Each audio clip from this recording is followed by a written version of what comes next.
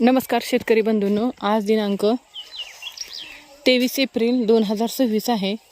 तर आमच्या या 8 वर्षाच्या बागेचा व्हिडिओ मी आपल्याला 17 एप्रिलला पाठवला होता. कशा पद्धतीने कळी निघलेली आहे. तर आता त्याची पुढची प्रोसेस आपण पाहू शकता. अशा पद्धतीने शेंड्यातून कळ्या निघून अशा पालवी आलेली आहे व अशा कळ्या आलेल्या आहेत.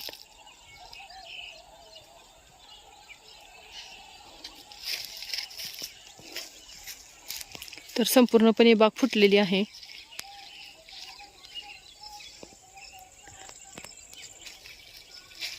तर याला आतापर्यंत 2 पाणी झालेले आहेत. 13 एप्रिलला एक पाणी दिलेले होते व 20 एप्रिलला एक पाणी दिलेले आहे. 2 पाणी दिलेले आहे. तसेच पहिले पाणी आम्ही 4 ते 5 तास दिले होते.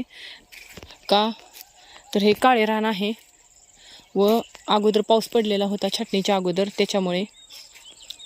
व दुसरे पाणी 20 तारखेला दिलेले आहे. असे 2 पाणी दिलेले आहेत. व पहिल्या पाण्याबरोबर गेल्या वेळेस सांगितल्याप्रमाणे सीवीड अमिनो फुलविक मायक्रोरायझा हे सीवीड अमिनो फुलविक हे अर्धा किलो व मायक्रोरायझा 1 किलो व याच्याबरोबर 3 किलो गूळ दिलेला आहे. तर अशा पद्धतीने ही बाग फुटलेली आहे. व पहिले 4-5 तासच पाणी दिले, नंतर 20 तारखेला पाणी थोडे दिले 3-4 तास.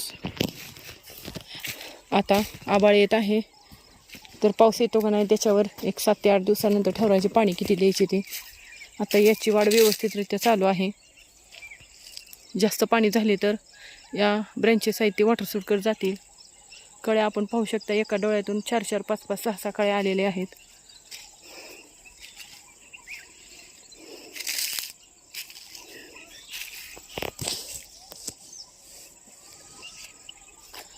व पानाच्या पाठीमागे सुद्धा आपण पाहू शकता पाने अशी सशक्त आहेत.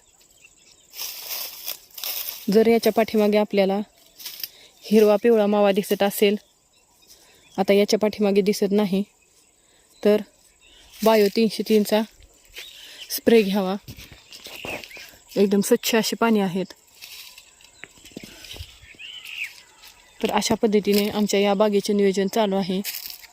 तरी ज्यांचे गोल्डन सीताफळाच्या बागा आहेत त्यांनी यावर्षी आपल्या बागेची व्यवस्थितरित्या काळजी घ्यावी.